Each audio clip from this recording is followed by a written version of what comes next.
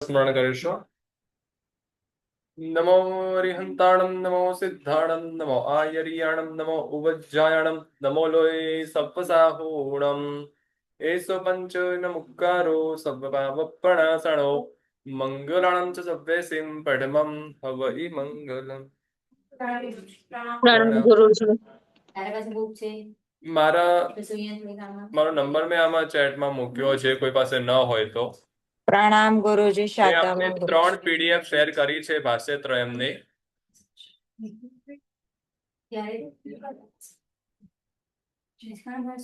Okay.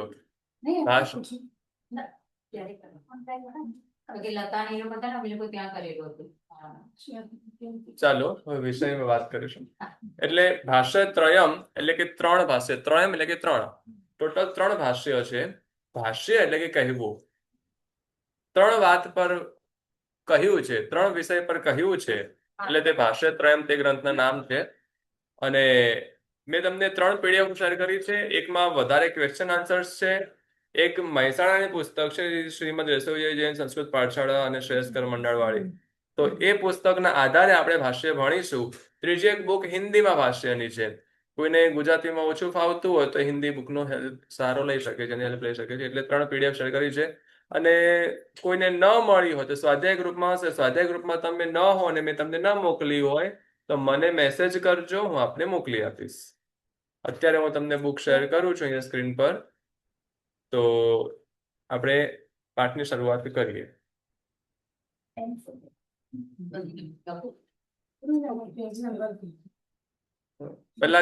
પહેલી ગાથા મંડાવું છું. વંદિતુ વંદણિજ્જે સભ્યે ચિ વંદણાઈ સુવિયારમ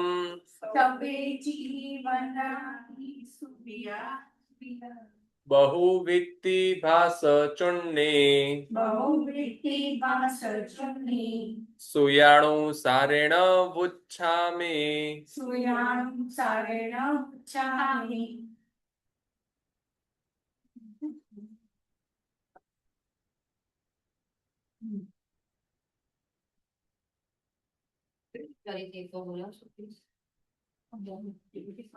આખા શબ્દ હમણાં સમજાવીશ એટલે એમાં આવી જશે. વંદણિજ્જે એટલે વંદનીય.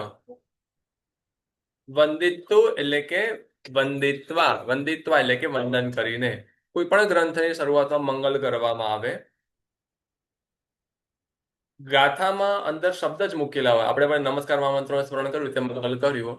એવી રીતે પછી ગાથામાં જે શબ્દ મૂકેલા હોય કે વંદન કરીને, તો કોને વંદન કરીને?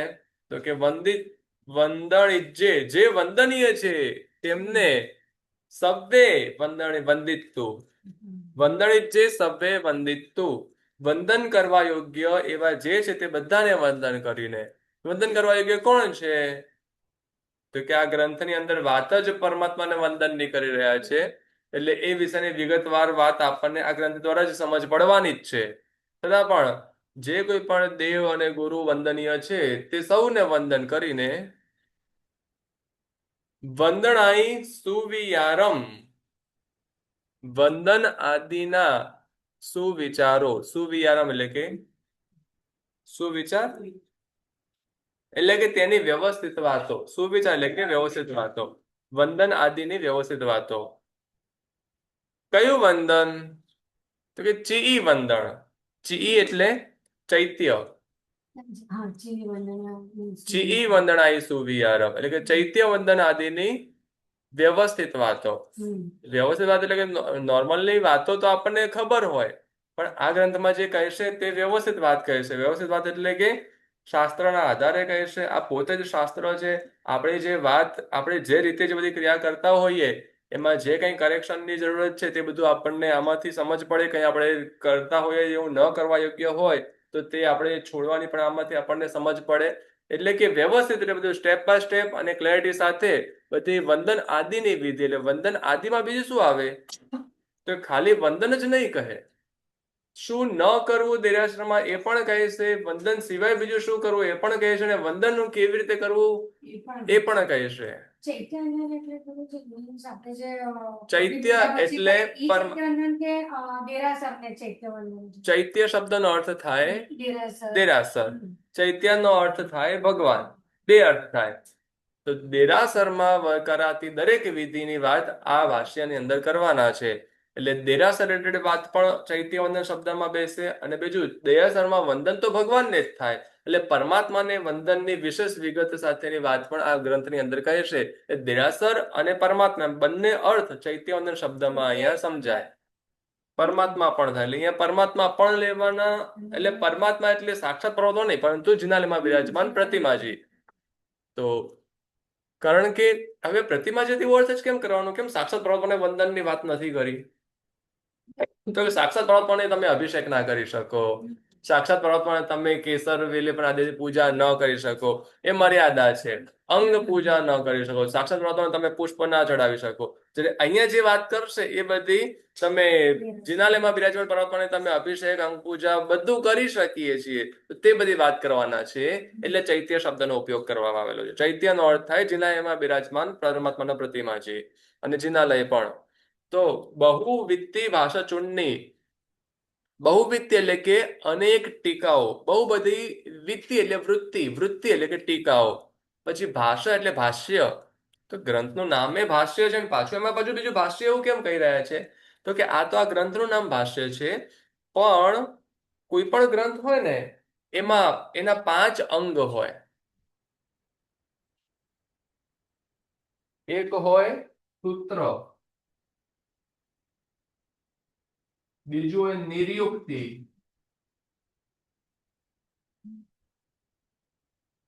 પછી હોય ભાષ્ય, પછી ચૂરણી હોય, અને વૃત્તિ હોય. વૃત્તિને કહેવાય ટીકા. બે નામ છે. 5 નામ હોય છે, 5 વસ્તુ હોય, પંચાંગ. આ 5 અંગ છે ગ્રંથોના. કોઈ પણ ગ્રંથ હોય એમાં આ 5 વસ્તુ બની શકે. એમાં જે ગાથાઓ હોય ને, જે મેઇન શ્લોક લખ્યા હોય તેને સૂત્ર કહેવાય. એ વિષયમાં ટૂંકું વિવેચન કરવું તેને નિર્યુક્તિ કહેવાય. તેમાં કહેવાના ભાવને વ્યવસ્થિત ક્લિયરિટી સાથે સમજાવવું તેને ભાષ્ય કહેવાય. જેમાં બધા ગ્રામરેટિક બધી વાત કરવામાં આવેલી હોય, જેમાં સૂત્ર, એ શબ્દનો ઉપયોગ કેમ કર્યો, આની જગ્યાએ બીજા શબ્દનો ઉપયોગ કેમ ન કર્યો, આ વિભક્તિ એટલે ગ્રામરના જે બધા નિયમો, એની બધું વિગતવાર બધી વાત કરવામાં આવે. ચૂંટણી હોય, જેમાં બધું જેટલું બની શકે મેક્સિમમ ડિટેલ્સમાં જેમાં મૂક્યો હોય બધો જ સમાવેશ કરી લીધો હોય, જેમાં બધા ગ્રામરના નિયમો પરની પણ વાત કરવામાં આવેલી હોય, જેમાં કહેવાના ભાવને પણ સમજાવવામાં આવેલા હોય, જેમાં એના રિલેટેડ બીજું આજુબાજુ જે કંઈ પણ મળતું હોય એ બધું પણ જેમાં મૂકેલું હોય તેને ટીકા કહેવાય. એટલે આપણે સૂત્ર એટલે ગાથા. ગાથા કેવી હોય? ગાથાની અંદર ઓછામાં ઓછા શબ્દોમાં વધુમાં વધુ વાત કરેલી હોય તે સૂત્ર હોય. ગુરુજી ભાષ્ય એટલે આપણે શું કીધું? ભાષ્ય એટલે શું ભાષ્ય કીધું? એટલે જેમાં તેના ભાવને, તેના કહેવાના મિનિંગને વ્યવસ્થિત સમજાવ્યું હોય એવું ભાષ્ય હોય. પછી નિર્યુક્તિની, ચોરણીની અંદર બધું ગ્રામરેટિક બધું વધારે સમજાવવામાં આવેલું હોય. અને વૃત્તિ એટલે કે ટીકા. ટીકાની અંદર સૂત્ર મિનિમમ શબ્દમાં હોય, અને ટીકા મેક્સિમમ શબ્દમાં હોય. એમાં કહી શકે એટલું ડિટેલ્સમાં કહે તે ટીકા હોય. એટલે આવી રીતે 5 અંગ હોય કોઈ પણ ગ્રંથના. હવે એમાં ભાષ્ય શબ્દનો અર્થ થાય કે જેમાં કહેવાના ભાવને વ્યવસ્થિત સમજાવ્યો. અહીંયા આ ગ્રંથનું નામ ભાષ્ય એટલે કે કોઈ ભાષ્ય, કોઈ બીજા ગ્રંથનું ભાષ્ય નથી. આ ગ્રંથનું નામ જ ભાષ્ય છે. એટલે કે અહીંયા દેરાસર સંબંધી વાતને સમજાવવાનો પ્રયત્ન, એવી આ ગ્રંથના નામની ભાવના છે. એટલે ભાષ્યનું પણ ભાષ્ય હોય, ભાષ્યનું સૂત્ર હોય, ભાષ્યનું નિરુક્તિ હોય. ભાષ્યનું સૂત્ર એટલે કે જે આપણે ગાથાઓ છે ભણીશું, ચૈતન્ય ભાષ્યની 63 ગાથા છે, 63 ગાથા, ગુરુવંદન ભાષાની 42 ગાથા, અને પંચખંડ ભાષાની 48 48 ગાથાઓ છે. તો તે સૂત્ર થયું. તેના ઉપર ચૈતન્ય ભાષાની નિરુક્તિ મળે, ચૈતન્ય ભાષાની ભાષ્ય મળે, ચૈતન્ય ભાષાની ચૂરણી મળે, ચૈતન્ય ભાષાની ટીકા મળે, વૃત્તિ મળે. વૃત્તિ કહો કે ટીકા કહો તે એક જ. એટલે આવું બધું હોય છે. એટલે અવચોરી હોય બીજું, એ નિરુક્તિનું બીજું નામ અવચોરી પણ છે. લેવું પણ હોય. એમાં ટૂંકમાં થોડું સમજાવેલું હોય વિગત, તો તે આવું ચોરી એટલે આવું બધું હોય છે. તો એટલે ઘણા બધા આવા ગ્રંથો, એક જ વિષયના ખાલી એક જ ગ્રંથ ના હોય, એક વિષયના બધી સાઈડ બધી ટાઈપના ગ્રંથ હોય, ત્યારે એ વિષય પૂર્ણ હોય. અને કોઈક મહાત્માએ કોઈ ગ્રંથની રચના કરી, જેમ કે શાંતિ સુરેશ્વરી મહારાજ સાહેબે જીવ વિચારની રચના કરી, કે પછી દેવેન્દ્ર સુરેશ્વરી મહારાજ સાહેબે 3 ભાષ્ય અને 5 કર્મગ્રંથ ઇત્યાદિ બીજા ઘણા બધા ગ્રંથોની રચના કરી. એ એમણે જે કોઈ પણ મહાત્માએ જે પણ ગ્રંથની રચના કરી છે, તો તેઓ માત્ર સૂત્ર લખે, પછી તેઓ પોતે પણ તેની ટીકા વગેરે આ બધું લખી શકે, તેમની ઈચ્છા લખે. હા, જો જે મહાત્માએ સૂત્ર લખ્યું છે તે જ મહાત્મા જો ટીકા લખે ને, તો તેના માટે એક શબ્દ એક્સ્ટ્રા લખાય, તેને કહેવાય સ્વપગ્ન. સ્વપગ્ન ટીકા. સ્વપગ્ન એટલે કે એમનું ને એમનું સૂત્ર ને એમણે જ રચેલી ટીકા, એમ એવી રીતે. અને મુખ્યત્વે બીજા બધા વિષયોનો વધારે નથી હોતો, પણ ટીકાનો અને સૂત્રનો વધારે ઉપયોગ હોતો હોય. કારણ કે યા તો બધા ટૂંકમાં સમજી લેવાય, પછી એકદમ વિગતમાં સમજવું, પછી એટલે એવી રીતે દેખતા હોય. એટલે તો સ્વપગ્ન ટીકા એવું બધું હોતું હોય. અને જો ધારો કે દેવેન્દ્ર સુરેશ્વરી મહારાજ સાહેબે ભાષ્ય લખેલું, એટલે આ ગ્રંથની રચના કરી, પણ હવે અત્યારે કોઈ મહાત્મા આ ગ્રંથ ઉપર કઈ લખવું છે તો લખી શકે, તો કઈ લખી શકે. પછી એ ટીકા એટલે કે એક મહાત્માએ ગ્રંથની રચના કરી, અને એ ગ્રંથ ઉપર બીજા મહાત્મા ટીકા આદિ કે બીજા કઈ પણ આમ બીજા 4 ની રચના કરી શકે છે. એટલે એક સૂત્ર ઉપર ઘણા બધા મહાત્માઓનું ઘણું બધું લખાણ મળી શકે હોય. પણ એ હવે જેમ મહાત્માઓની ઈચ્છા, એમને જેમને જે કંઈ પણ લખવાનું મન થાય તેઓ લખી શકે, પણ પોતાના મનનું ન લખી શકે, શાસ્ત્રને જ કહી શકે, એમ પરમાત્માની વાણીને વ્યવસ્થિત રીતે સમજાવી શકે.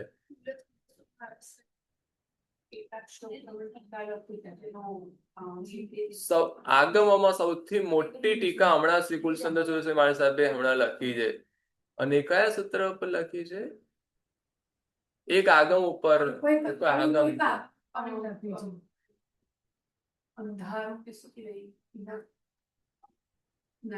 એટલે એને માટેનો શબ્દ છે ને, નકાર એનો મીનિંગ બોલાય છે. જે આગમનું નામ છે ને, મારી પાસે લીધો છે એની અંદર, ભૂલી ગઈ આખું બોલે છે એનું મીનિંગ, કે એના તાળા એમને ખોલ્યા. એટલે આગમ ભણ્યા હોય પણ એની ટીકા, એનું લાંબુ વિવેચન નથી મળતું ને એ વિષયમાં. હમણાં કુલચંદ્ર સુરેશ્વરી મહારાજ સાહેબે લખી, એટલે અત્યારે પણ ગ્રંથોની રચના થાય, અને પ્રાચીન કાળમાં તો અઢળક રચનાઓ થયેલી છે. એટલે કાવ્ય અને બધું જે અત્યારે મૂવીઝ અલગ અલગ બહુ બધા રિલીઝ થયા કરતા હોય, આપણે વિચારીએ કે આટલી બધી સ્ટોરીઝ ક્યાંથી લાવતા હશે. અરે એમને તો કંઈ પણ આલતો વાલતો કહી દેવું હોય. પણ ધર્મ વિષયમાં અઢળક વાતો કરવા માટે પણ જ્ઞાની ભગવંતોએ અઢળક ગ્રંથોની રચના કરેલી છે. અને મૂવીઝ વગેરેમાં તો જે તે કંઈ પણ બોલી દે. અહીંયા તો દરેક શબ્દ પરમાત્માની આજ્ઞા પ્રમાણે ન હોય, સાથે સાથે દરેક શબ્દ પાછા એ શ્લોકના પણ નિયમથી બંધાયેલા હોય. અને બહુ વિશેષ પ્રકારે તેની આખી રચના હોય. તે રચના કરનાર મહાત્મા પણ ગીતા જ્ઞાની ભગવંતો હોય, ત્યારે તેઓએ કહેલું તે શાસન સ્વીકાર કરે. બાકી રચના કરી લો એટલે એનો સ્વીકાર થઈ જાય એવું જરૂરી પણ નથી હોતું. રચયિતા કોણ છે, તેઓ કેટલા જ્ઞાની છે, આ બધું પણ ઘણું બધું માયને રખાતું હોય છે. બાકી કેટલીક રચનાઓ અત્યારે આપણી પાસે છે, પણ એ રચનાઓ થઈ તેને વિલુપ્ત પણ થઈ ગયું, પણ ઘણું બધું થયેલું છે. તો આપણે વિષય પર પાછા આવીએ, બહાર તો ઘણું બધું જવાશે. તો એટલે બહુવિત્તી ભાષા ચૂર્ણી, જે અનેક ભાષ્યો, ચૂર્ણીઓ અને નિશ્ચિત સૂત્રો ઉપર એમ લઈ, અને સૂય અણુસારેણ. સૂય એટલે સૂત્ર, સૂત્ર એટલે શાસ્ત્ર. એ શાસ્ત્ર શબ્દનો અર્થ આ ગ્રંથમાં અહીંયા આગમ એવો કર્યો છે. એટલે કે શાસ્ત્ર આગમ આદિના અનુસારે, અણુસારે એટલે કે અનુસારે, પુચ્છામી એટલે કે હું કહું છું. હું એટલે કોણ? આ ગ્રંથના રચયિતા શ્રી દેવેન્દ્ર સુરેશ્વરજી મહારાજા. દેવેન્દ્ર સુરેશ્વરી મહારાજા આ ગ્રંથની રચના કરતા કહે છે કે હું જે કહું છું એ ક્યાંથી કહું છું? તો કે અનેક ટીકાઓ, ભાષ્યો, ચૂર્ણીઓ અને આગમોમાં જે કહ્યું છે એ વાતો ત્યાંથી લઈને તમને એક આ નાના ગ્રંથ રૂપે કહું છું. આ ગ્રંથ એમ ખૂબ જ નાનકડો કહેવાય, કેમ કે આપણે બીજી ઘણી બધી પુસ્તકો, ઘણા બધા ગ્રંથો આપણે ખોલવા જઈએ ત્યારે આપણને એમાંથી થોડીક વાતો મળે, આપણા માટે મહેનત બહુ થઈ જાય, અને અમુક ઘણા બધા આપણને અધિકારો પણ ન હોય તે વિષયો વાંચવાના. ત્યારે તે જ્ઞાની ભગવંતે તેમાંથી લઈને સીધું આપી પેલું હોય ને આવું હોય કે ક્યાંક એક જ પાસ હોય, ક્યાંક ફ્રી એન્ટ્રી મળી હોય, અથવા પછી ક્યાંક ચાર્જ પે કરીને તમે ક્યાંક ગયા હોય, ત્યાં સરસ મજાનું જમવાનું હોય, મમ્મી ગઈ હોય, એકલી જ ગઈ હોય, છોકરાની સ્કૂલ હોય, પછી શું કરે ત્યાંથી થોડુંક સાથે પોતે પાઉચમાં ભરીને લઈ આવે ને કે એટલે અમારા દીકરા માટે, દીકરો ના આવી શકે તો એના માટે લઈ આવે ને. તો એવી રીતે જ્ઞાની ભગવંતોએ માનું કામ કર્યું. આપણે ત્યાં ન પહોંચી શક્યા પ્રભુના પાસે, તો એઓએ પ્રભુ પાસેથી જે સાંભળ્યું ને એને થોડું ગાંઠ વાળીને ગ્રંથ બનાવીને, ગ્રંથ એટલે ગાંઠ, ગ્રંથ બનાવીને આપણને પહોંચાડી દો, લો આ લઈ લેજો તમે, થોડુંક તમને કામ લાગશે. તો એવું સરસ મજાનું આ ગ્રંથનું બધું વર્ણન છે. ચલો આપણે શરૂ કરીએ, એનું વિવચન વાંચીએ. ગાથા અને શબ્દાર્થ એના સમજાયા હશે. હવે ગાથાર્થ વાંચીએ. વંદન કરવા યોગ્ય સર્વજ્ઞોને વંદન કરીને, જે કંઈ પણ વંદન કરવા યોગ્ય છે, વંદન કોને કરાય? તો પંચ પરમેશ્વરને વંદન કરાય. આમાં સર્વજ્ઞ શબ્દ વાપરે છે, એટલે અર્યંત અને સિદ્ધ ભગવંતોને વંદન કરીને. તો જો કે સર્વજ્ઞ એ ગાથાર્થમાં લખ્યો છે. ગાથામાં શબ્દમાંથી તે સવ્વે શબ્દનો સર્વ અથવા સર્વ જાણનારા એવા બે અર્થ કરવાનો. જો સર્વ જાણનારા એવો સર્વજ્ઞ એ સવ્વે શબ્દનો અર્થ કરીએ તો વંદન કરવા યોગ્ય સર્વ અર્યંત અને સિદ્ધ ભગવંતો એવો અર્થ થાય. અને માત્ર સવ્વે એટલે સર્વ એવો અર્થ કરીએ તો પંચ પરમેશ્વરી બધા થાય. તો એમને વંદન કરીને અનેક ટીકાઓ, ભાષ્યો, ચૂર્ણીઓ અને આગમો અનુસાર ચૈત્યવંદન વગેરેનો સુવિચાર હું કહું છું. જેમાં સારી જે વાતો છે એ બધી અહીંયા કહી રહ્યા છે. વિશેષાર્થ સવ્વે સુધી મંગલાચરણ છે. હવે કોઈ પણ ગ્રંથ હોય ને એમાં 5 વસ્તુ હોય, ઉપર લખેલી છે, જુઓ. મંગલાચરણ, વિષય, પરંપરા એટલે કે સંબંધ, પ્રયોજન અને અધિકારી. આ 5 વસ્તુ દરેક ગ્રંથની પહેલી ગાથામાં હોતી હોય છે. આમાં પહેલી ગાથામાં 5 વસ્તુ કેવી રીતે છે? તો વંદિતુ વંદણિજ્જે સવ્વે એ મંગલાચરણ થયું. પછી વંદનાઈ ચી વંદનાઈ સુવિયારમ એ વિષય થયો. ચૈત્યવંદનની સારી વિધિ, ચૈત્યવંદનની સારી વિધિ તે સુવિચાર. પછી સુયાણુ સારેણ એ પરંપરા થઈ. સુયાણુ સારેણ એટલે કે તે પરંપરા થઈ. શાસ્ત્રના આધારે જે કહી રહ્યા છે એ સંબંધ થયો, એટલે કે પરંપરા થઈ, સંબંધ થયો. ક્યાંથી આવ્યું છે? તો કે શાસ્ત્રના આધારે. કયા શાસ્ત્રના આધારે? તો કે વિત્તિ, ભાષ્ય, ચૂર્ણી, સુય, વૃત્તિ, ભાષ્ય, ચૂર્ણી આદિ શાસ્ત્રના આધારે વૃચ્છામી એટલે કે રચયિતા પોતે કહી રહ્યા છે તે હું કહું છું. આમાં છે આ 3 વસ્તુ, તો 2 વસ્તુ રહી ગઈ, પ્રયોજન અને અધિકારી.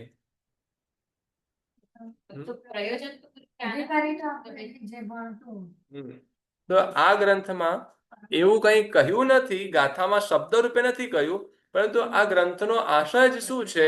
તો કે ચૈત્ય વંદન ભાષ્ય, ચૈત્યને વંદન કરવાની વિગત. તો આમાં આ ગ્રંથ ભણવા દ્વારા આપણને દેરાસરમાં બધી દેરાસરની વિધિની જ વિગતવાર બધી વાતો જાણવા મળવાની છે. તો એ જ આ ગ્રંથનો વિષય રીઝન થઈ ગયું ને. તમે જાણીને શું કરશો? આ ગ્રંથની વિધિ જાણીને તમે દેરાસરમાં વ્યવસ્થિત બધી ક્રિયા કરશો. જે અશુદ્ધિ હોય તે દૂર કરશો, જે ભગવાનની આજ્ઞા વિરુદ્ધ થતું હોય તે બધું છોડીશો.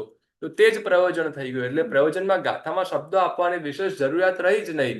ખાલી એ નામ માત્રની અંદર ત્યાં પ્રયોજન સમાઈ જાય છે, એટલે તે આમાં નથી આપ્યું. અને અધિકારી જેમને પરમાત્માની આજ્ઞા પ્રમાણે પરમાત્માના શાસનને પામવાની ઈચ્છા છે, જેઓ મોક્ષને ઈચ્છે છે, જેઓ સંસારથી કંટાળ્યા છે, સંસારથી થાકી ગયા છે, તે સર્વ જીવો તે પરમાત્માના વચનને પામવાના અધિકારી છે. આ વાત અધિકારી માટેની જે વાત હોય છે ને એ આપણે અધ્યાહારથી લઈ લેવી. અધ્યાહાર મીન્સ એમાં ન આપેલા શબ્દો જે આપણે અલગથી સમજી જવાના. એ દરેક સ્થાન પર અધિકારીમાં આ વાત હોતી હોય છે, એ કોમન સમજવાની. એટલે આ ગ્રંથ ભણવાનો આશય શું હોય? તો આપણે સારી વિધિ કરીને આપણે આપણા પોતાના આત્માનું કલ્યાણ કરીએ, એ આશય છે. તે પ્રયોજન અને તે જ અધિકારીમાં બેસે. એટલે આ 5 વસ્તુ થઈ ગઈ. જે દરેક ગાથાઓની અંદર દરેક ગ્રંથની પહેલી ગાથામાં હોય છે. વિવેચન જોઈશું.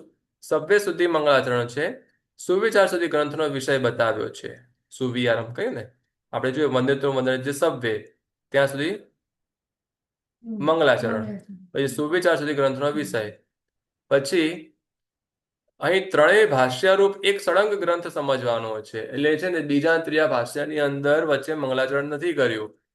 આપણે પહેલા ત્રીજું ભાષ્ય કર્યું હતું પંચકાળ ભાષ્ય, તો એમાં મંગલાચરણ નતો આવ્યું. કેમ? તો કે આખો ગ્રંથ એક જ કયો છે. તમે દેહાસર જશો પછી સીધા ઘરે જશો તો કે ના જવાય. દેહાસર જવાનો, પછી ગુરુ ભગવાનને વંદન કરવા ઉપાશ્રય જવાનો, પછી ગુરુ ભગવાન પાસે પચ્ચેખાન લેવાનું અને પછી ઘરે જવાનું. એટલે ઘરેથી નીકળ્યા છીએ તો પાછું સીધું ઘરે ન જવાય.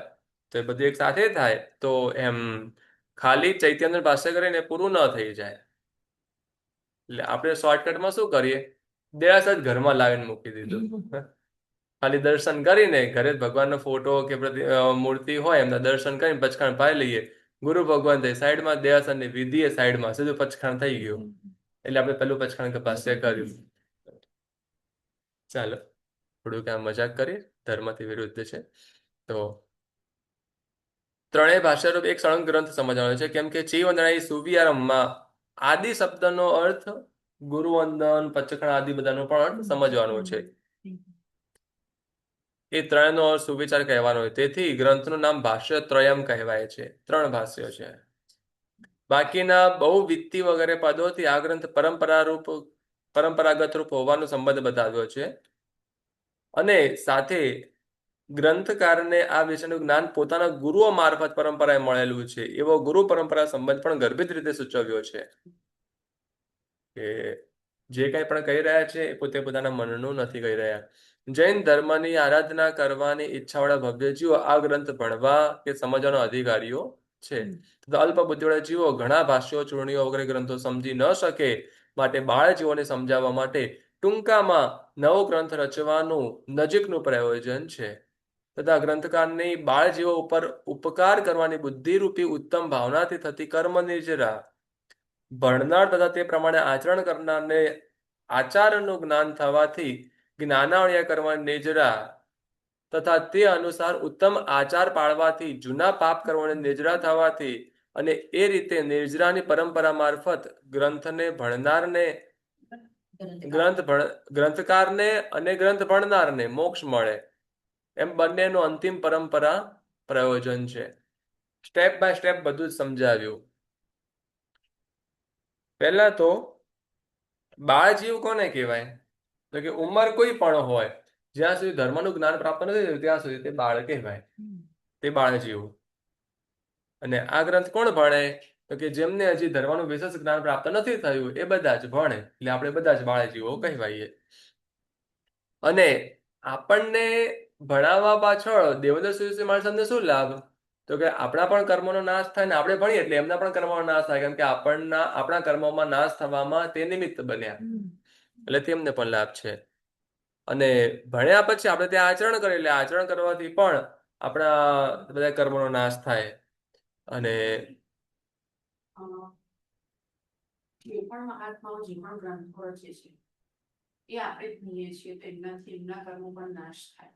તો હવે એ જીવ અત્યારે અહીંયા નથી તો એ આત્મા જે પણ સ્વરૂપ છે તો એના કર્મનો નાશ થતો રહેશે.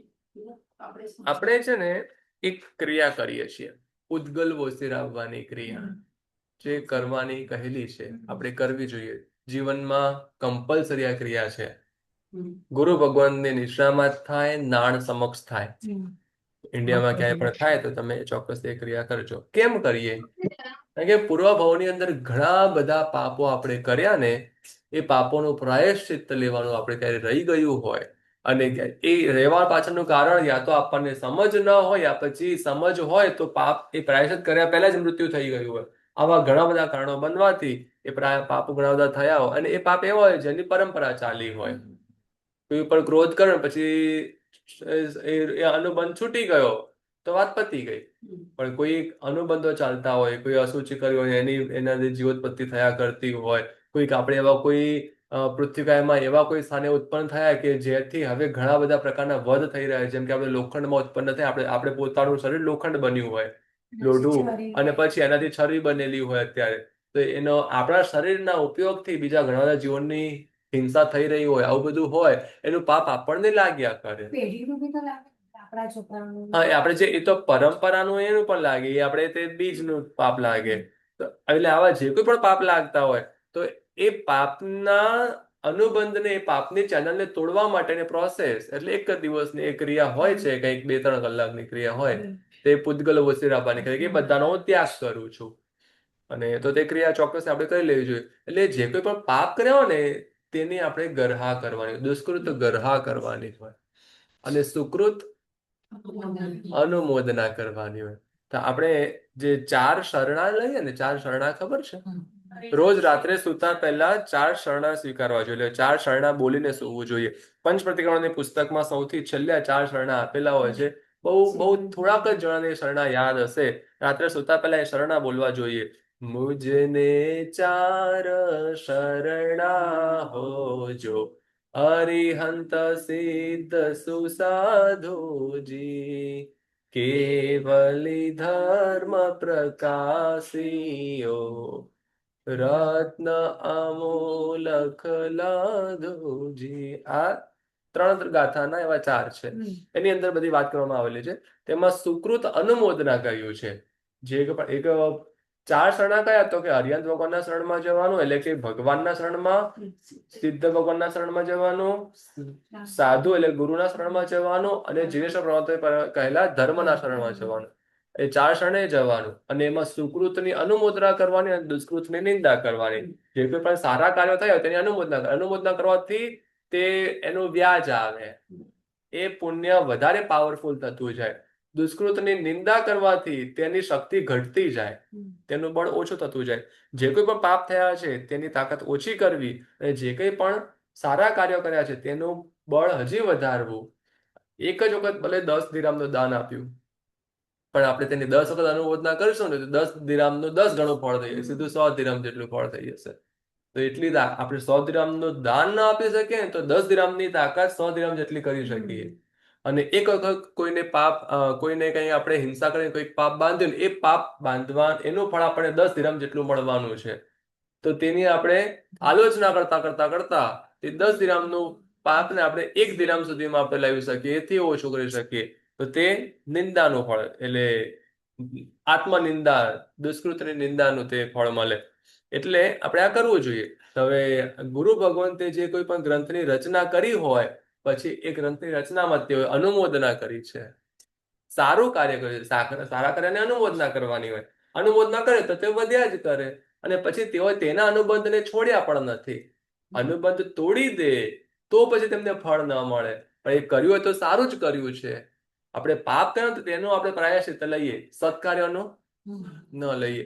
અને જે નિયાણું કરીએ ને તો તે એ છેડો તોડ્યો કહેવાય. મેં કરેલા આ ધર્મનું મને આવું ફળ મળો, આમ ગાંઠ બાંધીને છેડો તોડી નાખ્યો. એટલે ગાંઠ બાંધી એટલે હવે એટલું ફળ મળશે, પણ પછી એ દુઃખ આપનારું બનશે. 12 ચક્રવર્તીઓમાં 2 ચક્રવર્તીઓ નિયાણું કરીને ચક્રવર્તી બન્યા હતા.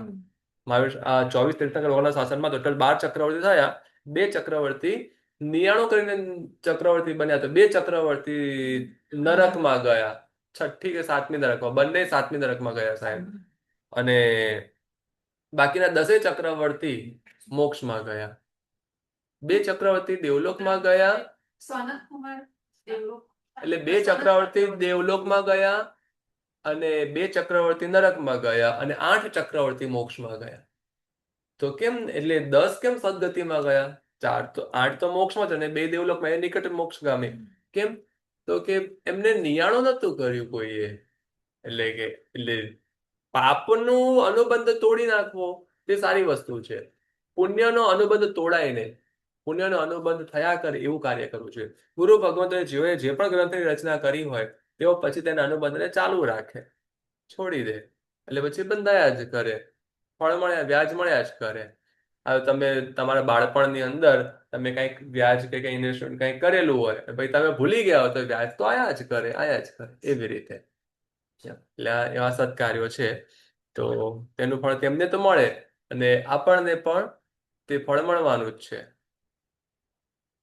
એટલે ગ્રંથકાર પરંપરાએ મોક્ષ મેળવવા ગ્રંથ બનાવે છે અને ભણનારનો ઉદ્દેશ પણ મોક્ષ મેળવવા ભણવાનો હોય છે અને તે માટે જ ભણવાનો ઉદ્દેશ હોવો જોઈએ.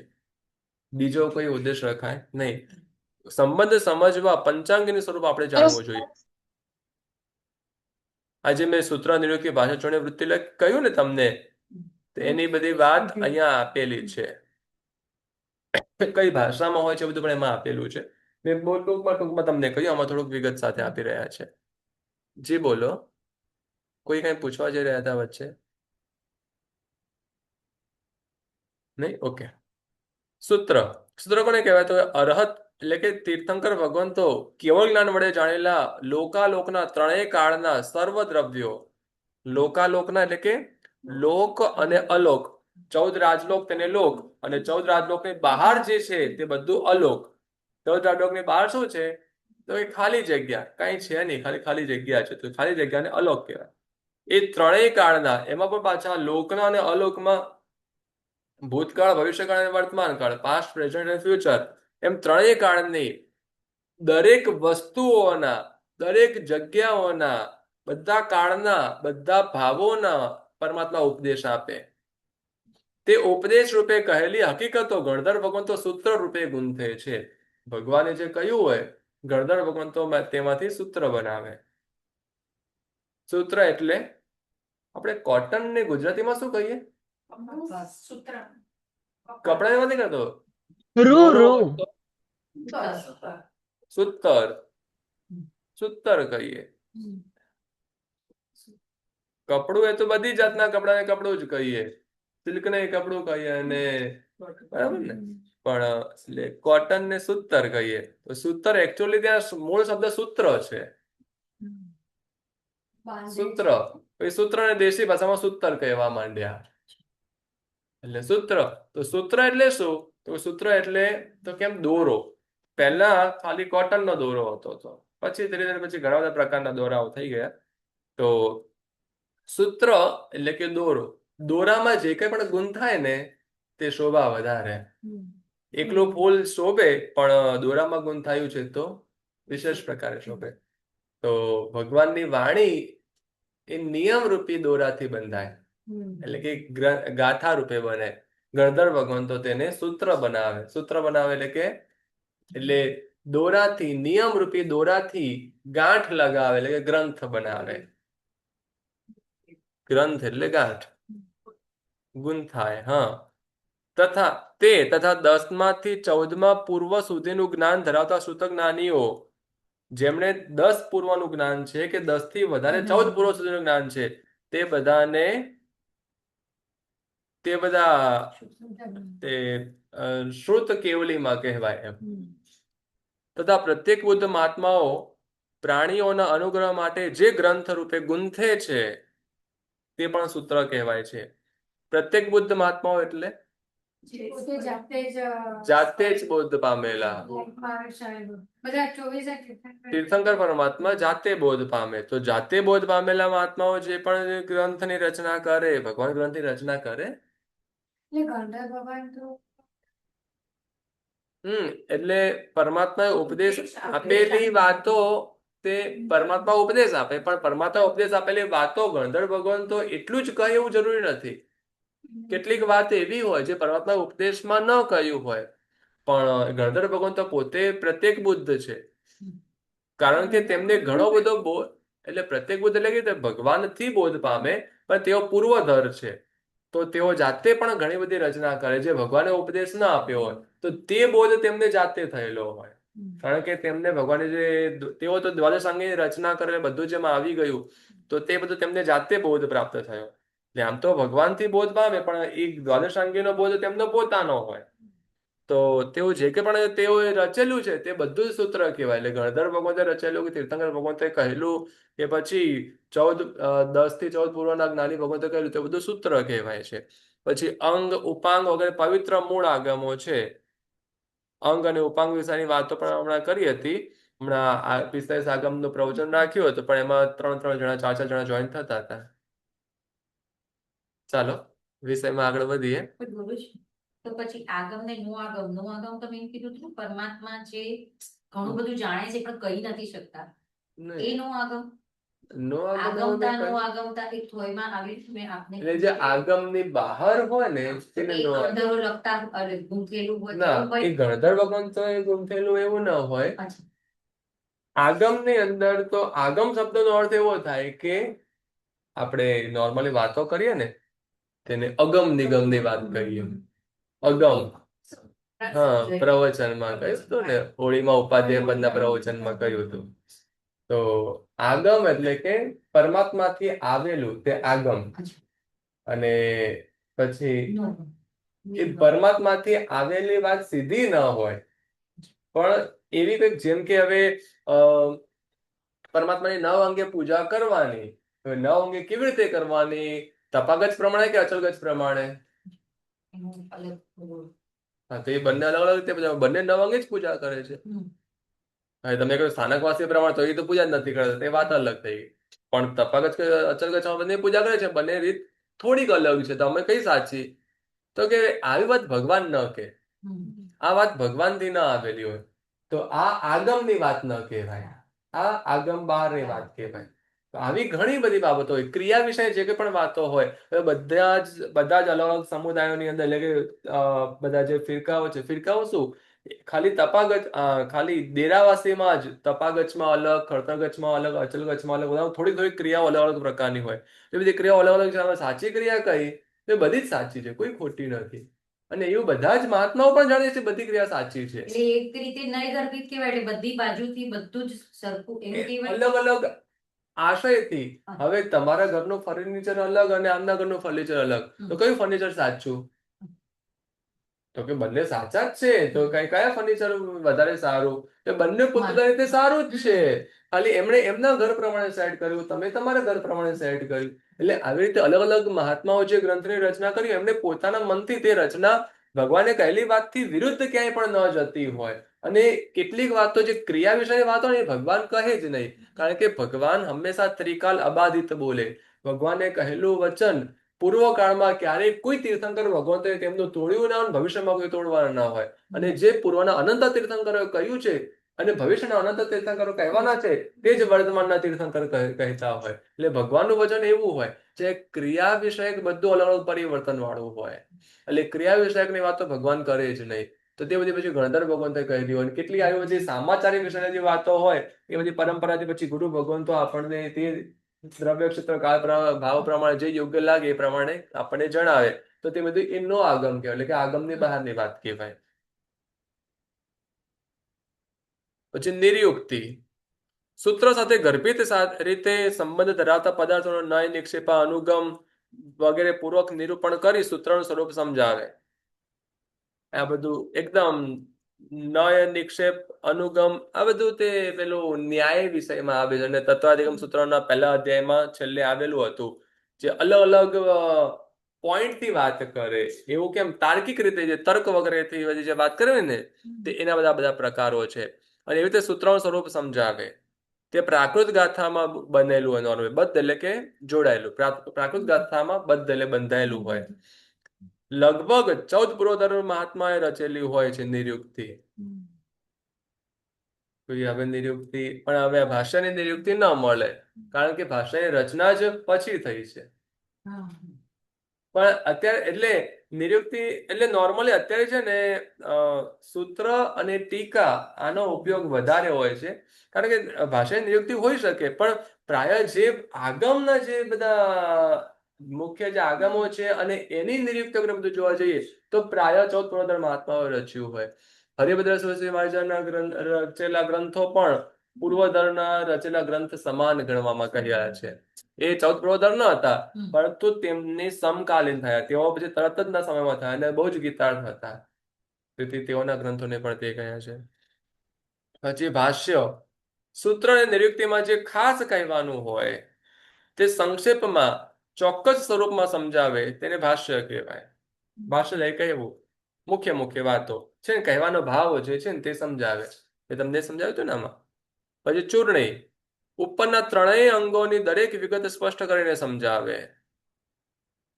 એટલે કે સૂત્ર, નિરુક્તિ અને ભાષ્ય ત્રણેયનો સમાવેશ જેની અંદર થઈ જાય તેને કહેવાય ચૂર્ણી.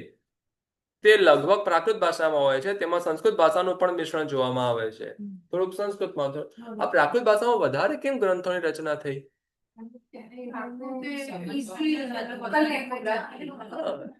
જે કઈ પણ રચના થાય તે સમય અત્યારે બધા ગીતો કેમ ગુજરાતીમાં વધારે હોય?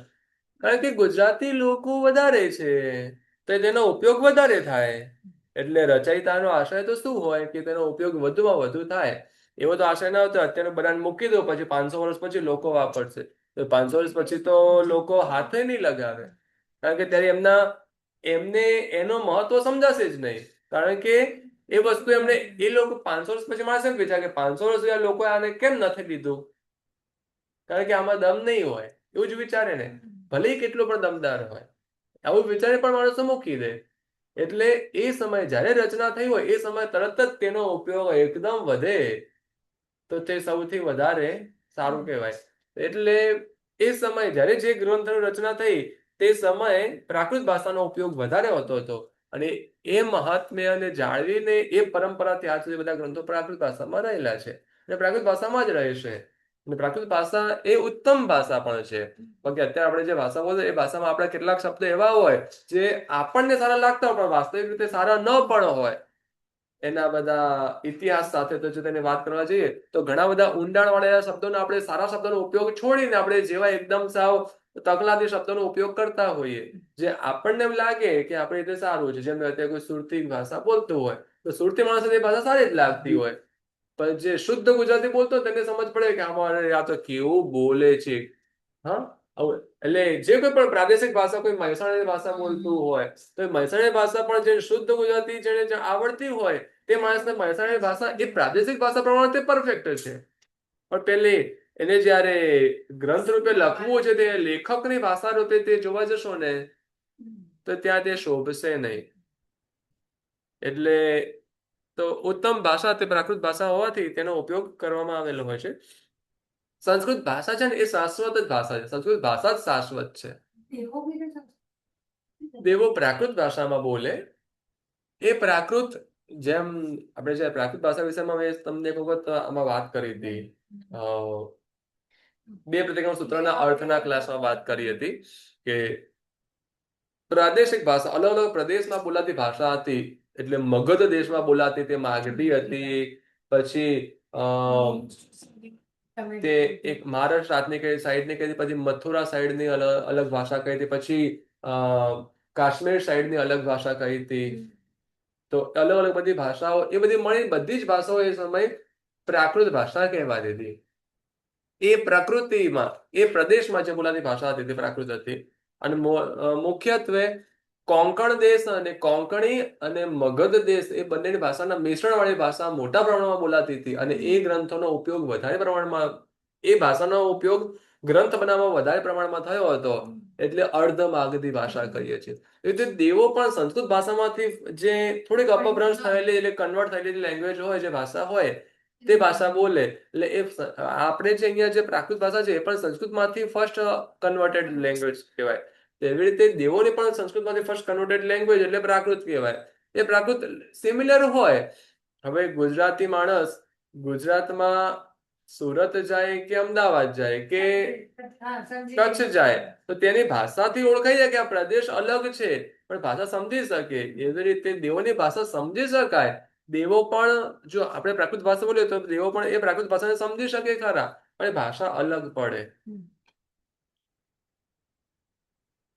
વૃત્તિ ઉપરના ચારેય અંગોને લક્ષ્યમાં રાખીને જરૂર પૂરતા વિસ્તારથી સંસ્કૃત ભાષામાં રચાયેલી આ જૈન આગમોની ટીકા તે વૃત્તિ કહેવાય છે. વૃત્તિની અંદર સૂત્ર, નિરુક્તિ, ભાષા, ચૂર્ણી બધું જ આવી જાય. એકદમ બધું ડિટેલ્સમાં હોય તે વૃત્તિ હોય. એની અંદર મેક્સિમમ બધો સમાવેશ કરવામાં આવે. પણ એ સંસ્કૃતમાં મેનલી હા, વૃત્તિ સંસ્કૃતમાં, આજે ટીકાઓ બધી સંસ્કૃતમાં જોવા મળે છે.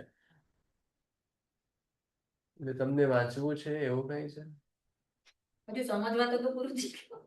એટલે એવું છે, આજે વાંધાઓ સંસ્કૃતમાં રચાયેલી હોય તો એને પણ ગુજરાતીમાં કન્વર્ટ કરીને અમુક ભાષાંતર એ ખાલી પણ શું છે કે સંસ્કૃત ભાષા અને જો પ્રાકૃત ભાષા એ સમયે રચાઈ હતી ને, પ્રાકૃત ભાષામાં એ સમયે જે ગ્રંથો રચાય તો આજે પણ જે આપણે ઉપયોગમાં લઈએ, પણ પછી વચ્ચેના સમયમાં કોઈએ એનું ભાષાંતર કર્યું તેનો પછી અત્યારે ઉપયોગ ન કરતા હોઈએ, કારણ કે એ સમયે તે ભાષાનો ઉપયોગ હતો, અત્યારે નથી. તો ગુરુજી, તો આપણે જે સદા બહાર તે જે ભાષા રહે, જે ભાષા હા. ચાલતી આવે છે, જે હજુ પણ ચાલે છે, જે પહેલા હતી, તો હમ. એ ભાષા હોય તો વધારે સારું. અને સંસ્કૃત આગળ રહેશે પણ ખરી. તો ટીકા તો એક એવો બેઝ છે કે ટીકા એટલે ટૂંકમાં ન હોય, એકદમ વિગતવાર હોય ને. નિષેધ સૂત્રની જે તમે વાત કરી, તો કેમ તે કુલચંદ્ર સાહેબે નિષેધ સૂત્રની ટીકા લખી તો આટલી મોટી લખી, તો અંદર બધું જ સમાયું. હવે એમની ઈચ્છા તો એવી જ હોય ને કે લાંબો સમય ચાલે, એમણે તે ટીકા સંસ્કૃતમાં લખી હોય. સંસ્કૃતમાં લખીને આજથી હજી અત્યારે ભલે સંસ્કૃત ભાષા આપણે આટલે મિનિમમ લેવલ પર છે, પણ રહેશે ખરી હંમેશા. અને જે હંમેશા સંસ્કૃત ભાષા વિદ્વાનોની ભાષા રહી છે. વિદ્વાન જે પોતે ભણે ને, વિદ્વાન વાંચે જ, કઈ ને કઈ ભણે જ, અને ભણ્યા પછી એ ઘણાઓને કહે. હવે સંસ્કૃત ટીકા તેઓ સામાન્ય લોકો નહીં વાંચે તો કાંઈ વાંધો નહીં, ત્યારના જે વિદ્વાનો છે તે વાંચશે અને તે સામાન્ય લોકોને કહેશે. તો એમનો જે ઇન્ટેન્સ છે, આશય છે, તે ફૂલફિલ થાય જ છે કે એની વાત ત્યારે પણ લોકો સુધી પહોંચશે. તો ગુરુજી, આપણે જે કલ્પસૂત્રનું આપણે વાંચન કરીએ પર્યુષણમાં, તેમાં લખ્યું છે કલ્પસૂત્રની ટીકા લખ્યું હોય છે. પછી વિનય વિજયજી મહારાજ સાહેબે તેમનું પેલું ભાષાંતર કર્યું છે. એવું બી એ describe ઢાળિયા રચના હા, કરીને હા. ઢાળિયાનું ભાષાંતર આપણે વાંચીએ. અચ્છા, ડાયરેક્ટ કલ્પસૂત્રનું ભાષાંતર પણ નહીં, એ બી કલ્પસૂત્ર પરથી ઢાળિયાની રચના કરીને ઢાળિયાનું ભાષાંતર આપણે વાંચીએ.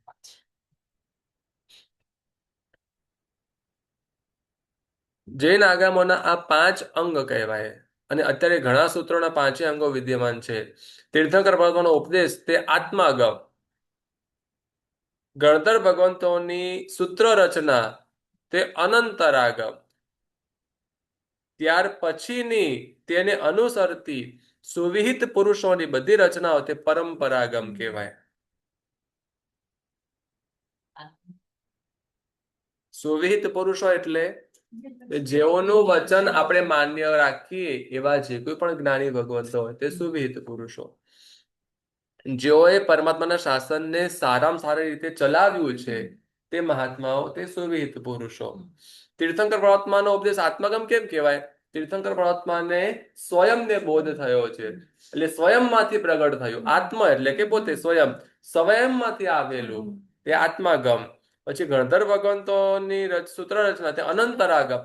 તો એ તીર્થંકર ભગવાન પાસેથી આવ્યું છે ને, અનંતર શબ્દ છે. અનંતર એટલે કે તરત જ, તરતનું, નજીકનું, એકદમ પાસેનું. જેમ કુવાની પાસે અવાડો હોય ને, તો અવાડામાં પાણી હંમેશા ફ્રેશ જ રહે, કારણ કે કુવામાંથી નીકળેલું હોય તે જ એમાં રહેલું હોય, એમાં જમા થયેલું ના હોય. તો એવી રીતે તે ગણધર ભગવંતો એ તીર્થંકર ભગવંતો પાસે જ હોય, એટલે તરત જ આવેલું છે. અનંતર એટલે કે તરતનું આવેલું. પરમાત્મા પાસે પરમાત્મા જે પ્રગટ થયું તે ગણધર ભગવંતો પાસે આવેલું તે અનંતરાગમ. આગમ એટલે કે આવેલું. ત્યાર પછી આગળ પછી આમ જે જાય પાઇપલાઇનમાં જે આવે ને તો એ પરંપરાગમ. પરંપરાથી ક્યાં સુધી પહોંચે? કુવો એક જ જગ્યા હોય, એની પાસે જે અવાડ હોય ને એ પણ એક જ જગ્યા પર હોય, એની પાસે જ હોય, પણ પાઇપ પછી લાંબી જાય, દૂર સુધી જાય. એટલે શાસન લાંબા સુધી જાય. પણ એટલું છે કે જેમ પાઇપ દૂર થતી જાય ને એમ પાણીની સ્પીડ ઓછી થતી જાય. ત્યાં આગળ પાઇપની સાઇઝ પણ નાની થતી જાય. આગળ જતા થોડીક નાની, આગળ પછી વધારે મોટી પાઇપ મૂકી દે તો એમાં પાણી વધારે આવે નહીં, એટલે પાઇપ નાની જ રાખવી પડે. તો એટલે જેમ પ્રભુનું શાસન આગળ ચાલશે ને એમ શાસ્ત્ર ઓછું થતું જશે. ભલે બહુ સ્લોલી ઓછું થાય, પણ વધી ન શકે, ઘટતું જાય. એટલે જેટલા પ્રભુની નજીક જઈએ એટલો વિશેષ લાભ છે. 3 પ્રકારના આગમો પ્રમાણ માનવા એ સાચા જૈનનું લક્ષણ છે. તેમાં શંકા એટલે કે સંદેહ એટલે કે ડાઉટ એ કરવો એ મિથ્યાત્વ હોવાનું લક્ષણ છે. હવે જે કંઈ પણ પરમાત્મા પાસેથી આવ્યું છે એમાં આપણે ડાઉટ કરીએ તો પછી સંસારમાં બધું ડાઉટ વાળું જ રહેવાનું છે, કેમ કે એ તો સંસારથી વિશેષ છે. એમાં ડાઉટ રહે તો સંસારમાં તો સમજવા માટે પ્રશ્ન કરવામાં દોષ નથી, પરંતુ પંચાંગીમાં કહેલી વાતો સાચી હશે, આમાં જે બધું કહ્યું આવું હોતું હશે કે ખોટી, એવો સંદેહ થવો એ સત્ય જ્ઞાનથી દૂર લઈ જનાર હોવાથી મિથ્યાત્વ છે.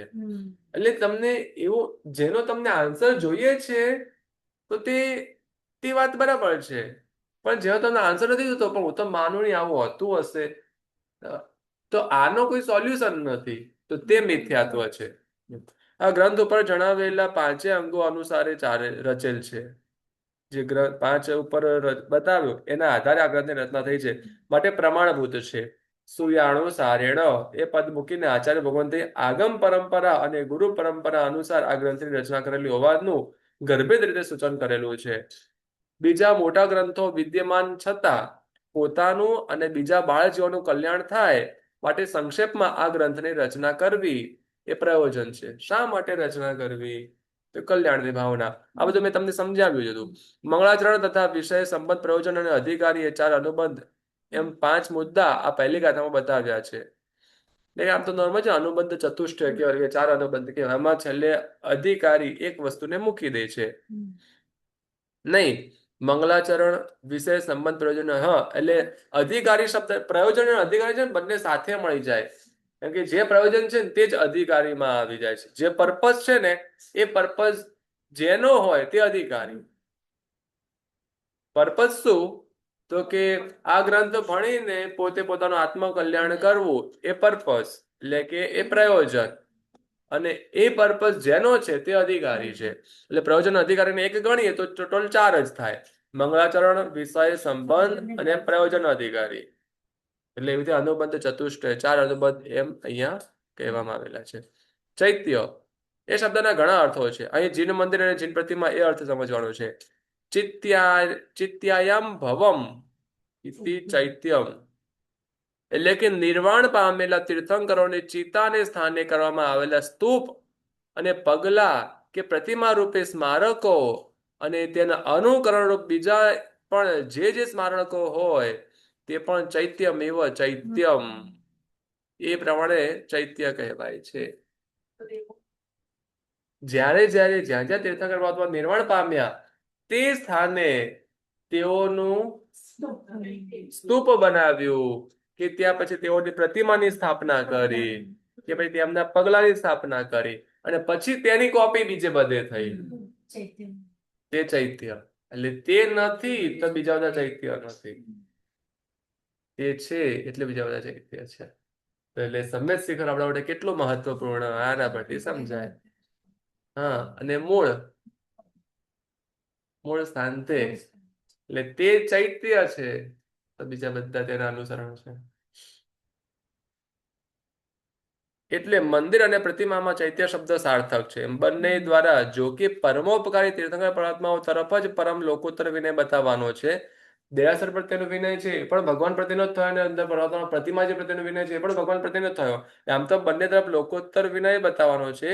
તે બતાવવા આચારનો વિધિ બતાવનારી અને તેમાં આવતા મૂળ સૂત્રો વિશે ટૂંકામાં ભાવાર્થ રૂપે વિવેચન કરનારી હોવાથી આ ગાથાઓ ચૈત્ય ભાષ્ય ગ્રંથની ગાથાઓ કહેવાય છે. ચી વંદન ઈ, એટલે કે આ શબ્દની અંદર શબ્દથી ગુરુવંદન અને ચૈત્ય પ્રત્યાખ્યાન ભાષ્ય પણ સમજવા. પ્રત્યાખ્યાન એટલે કે પંચખંડ ભાષ્યને સંસ્કૃત ભાષામાં પ્રત્યાખ્યાન ભાષ્ય કહેવાય છે. એટલે ચી વંદના ઈ શબ્દ છે. ચૈત્ય ચી વંદન અને ઈ એટલે આદિ. ચી વંદન એટલે ચૈત્ય વંદન અને ઈ એટલે આદિ. તીર્થંકર પરમાત્માઓના ચરિત્રો વાંચતા તેઓમાં પરમ ઉચ્ચ ચારિત્ર, તપ, વીર્ય અને અનંત જ્ઞાન હોવાનું આપણને સમજાય છે. તથા પ્રાણી માત્રના કલ્યાણ માટે તેઓએ પરમાર્થનો જે મહાન ઉપદેશ આપ્યો હતો, જેની જગત ઉપર આજે પણ અસર પડેલી જોવામાં આવે છે. પોતે કૃતકૃત્ય છતાં ધર્મતીર્થ રૂપી જૈન શાસનની સ્થાપના કરીને જીવોના ચારિત્ર અને સદવર્તનમાંની પવિત્રતા લાંબા કાળ સુધી તે રહ્યા કરે માટે ઊંચામાં ઊંચું સાધન ગોઠવી આપ્યું છે. પરમાત્માએ પોતે જ પોતાનું કલ્યાણ તો કર્યું, પણ એવું ગોઠવ્યું કે તેથી અત્યાર સુધી પછી એની પરંપરા, એની પવિત્રતા ચાલ્યા જ કરે. આજે આપણા બધાની અંદર જે સંસ્કાર છે, જે વડીલો પ્રત્યેનો સન્માન ભાવ છે, જે મર્યાદાઓ છે, આ બધું ક્યાંથી આવ્યું? એ પ્રભુના શાસનથી આવ્યું. સદવર્તન એ પ્રભુનું શાસન શીખવે છે, જેને લીધે આજે પણ અનેક જીવો ઉચ્ચ ચારિત્ર પાત્ર છે. આ તો આપણે બેઝિકની વાત કરી, પછી જે સંયમનું આરાધન એ તો સર્વોત્તમ છે એમ. જેઓ એટલે અનેક જીવો ઉચ્ચ ચારિત્ર પાત્ર છે, ત્યાગી છે, મહાત્માઓ છે, અને ઘણા જીવો તેવા થવા પ્રયાસ પણ કરે છે. અને બીજા અનેક જીવોને સન્માર્ગનો બોધ આપી ક્લેશો, દુઃખો, વિટંબણાઓથી બચાવી લઈ શકાય છે. પછી તે જીવો માનવો હોય કે બીજા કોઈ પણ જાતના પ્રાણીઓ હોય, એટલે જરૂર નથી કે ખાલી મનુષ્યને જ હિત માટે થાય. પ્રભુનો ઉપદેશ આજે પણ તિર્યંચ માટે અને દેવો માટે પણ હિતકારી છે. તેમજ બીજા અનેક માનવ જીવોના જીવનમાં આજે પણ સચ્ચારિત્ર, સદવર્તન, નીતિમય જીવન ચાલે છે. પછી તે આર્ય હોય કે અનાર્ય જાતના માનવ હોય, તથા આપણે જંગલી દશામાં નથી, તથા આપણને અનેક સદગુણો અનાયાસે વારસામાં મળ્યા છે. તે બધો પ્રતાપ સીધો કે આડકર્તરો તીર્થંકર પરમાત્માઓનો જ છે. આ ઘણું બધું લાંબુ આમાં બધું વિવેચન આપેલું છે, પણ આ હવે હું વાંચી નથી રહ્યો. આ બધું તમારે જાતે વાંચવાનું રહેશે. પહેલી ગાથા આપણે પૂરી થઈ એવું સમજી લો. આજે વાંચવાનું આટલું થોડુંક આવે છે, 1 પેજ જેટલું છે. એટલે અહીંયા અડધો પેજ અને આ પાછળનું અડધો પેજ, એટલે મને 1 પેજ જેટલું થાય છે. એ તમારે વાંચી લેવું. આમાં લગભગ કંઈક એવા કઠિન કંઈ હશે નહીં. છતાં પણ કંઈ તમને ડિફિકલ્ટ લાગે, કંઈ કઠિન લાગે તો તમે મને નેક્સ્ટ ક્લાસમાં પૂછજો. આપણે આ ક્વેશ્ચન આન્સર્સ પહેલા શરૂઆતમાં જોઈશું, પછી બીજી, ત્રીજી, ચોથી, પાંચમી 4 ગાથા એક સાથે નેક્સ્ટ ક્લાસમાં જોઈશું, કેમ કે 4 ગાથા સાથે છે. આ ગ્રંથમાં શું કહેશે એ વાત આ 4 ગાથાઓમાં કહી રહ્યા છે. 24 સબ્જેક્ટ્સ આ ગ્રંથમાં કહેવાના છે. 24 દ્વાર છે. 24 દ્વાર, એ 24 દ્વારની વાત આ 4 ગાથાઓમાં આપી છે. અને એ 24 આ ગ્રંથ કેટલો છે? તો પહેલા મંગલાચરણ આપણે બધું કર્યું. આ તો પહેલી ગાથા, એટલે આવા ટાઈપની બધા ગ્રંથોમાં પહેલી ગાથા કોમન હોય. પછી હવે બીજી ગાથાની અંદર બીજી, ત્રીજી, ચોથી, પાંચમી 4 ગાથાની અંદર સબ્જેક્ટ આપ્યા છે. આ સબ્જેક્ટ પૂરા થશે એટલે આપણો ગ્રંથ પૂરો થઈ જશે. ખાલી આટલું છે. હા. ગુરુજી, મને પેલી ગાથા છે ને, મારું પેજ નહીં ખુલેલું હતું. મને આ ખુલેલું છે. ગાથા મંડાપ વિશે પહેલી ગાથા બોલો. વંદિતો વંદણિજ્જે વંદિતો વંદણિજ્જે સવ્વે ચિ વંદણાઈ સુવિયારમ. વંદે ચિ સવ્વે ચિ સબ્બે ચિ વંદના સૂર્યારમ બહુવિત્તિ ભાસ ચૂર્ણી બહુવિત્તિ ભાસ ચૂર્ણી સુયાણુસારેણ ગુચ્છામિ. સુયાણુસારેણ વૃક્ષામિ. તમે ચૈત્રી પૂનમની આરાધના કરતા હોય એવું કંઈ હોય તો ત્યાં ચૈત્ય ભાષ્ય બોલવામાં આવે. તો જો તમે ચૈત્ય ભાષ્યની ગાથાઓ લર્ન કરશો તો સૌથી સારું. ન કરો તો હું તમને કોઈ ફોર્સફુલી ગાથાઓ લર્ન કરવા માટે કહીશ નહીં. તમારી ઈચ્છા. ઓકે, ગાથા લર્ન કરવી એ મારા સાઈડથી કોઈ કમ્પલસરી નથી. તમે કરશો તો તમને લાભદાયક થશે. નેક્સ્ટ ક્લાસમાં આપણે આગળની ગાથાઓમાં આગળ વધીશું. જે કંઈ પણ તમે સમજો એની નોટબુક બનાવજો. નોટબુક આખી તમને બધી સમજણની સમરી માટે હેલ્પફુલ થશે. હું એક્ઝામ લઈશ, એક્ઝામ માટે તમને નોટબુક હેલ્પફુલ થશે, પછી જીવનની એક્ઝામ માટે હેલ્પફુલ થશે. ચાલો પાઠ પૂર્ણ કરીશું. સૌ સાથે મળીને સર્વમંગલ બોલીશું. સર્વમંગલ માંગલ્યમ સર્વ કલ્યાણ કારણમ પ્રધાનમ સર્વધર્માણામ જૈનમ જયતિ શાસનમ. પ્રણામ. પ્રણામ ગુરુજી. પ્રણામ ગુરુજી. રેકોર્ડિંગ રહે છે. પ્રણામ ગુરુજી. 8-9 દિવસ રહે છે, પણ તમારે 1 વીકની ગણતરી રાખવાની. ક્લાસ જો ઇનકેસ તમારો ચૂકાઈ જાય, તમે ક્યાંય પણ હો, ખાલી મને મેસેજ કરવાનો રેકોર્ડિંગ માટેનો, હું તમને રેકોર્ડિંગ મોકલી આપીશ. પણ બધા ક્લાસના રેકોર્ડિંગ હું કોઈ ગ્રુપમાં શેર નહીં કરું. તમારે મને ઇન્ડિવિજ્યુઅલ મેસેજ કરવાનો, તમને ઇન્ડિવિજ્યુઅલ મોકલી આપીશ. પણ બની શકે ત્યાં સુધી રેગ્યુલર તમે ઓનલાઈન સામે જોઈન થશો તો વધારે સારું રહેશે. તમને કોઈ સવાલ હોય તમે સામે જ પૂછી શકો, એટલે એ થોડું વધારે સારું રહેશે. જી ગુરુજી. પ્રણામ. પ્રણામ. પ્રણામ ગુરુજી. શાતામાં રહેજો ગુરુજી.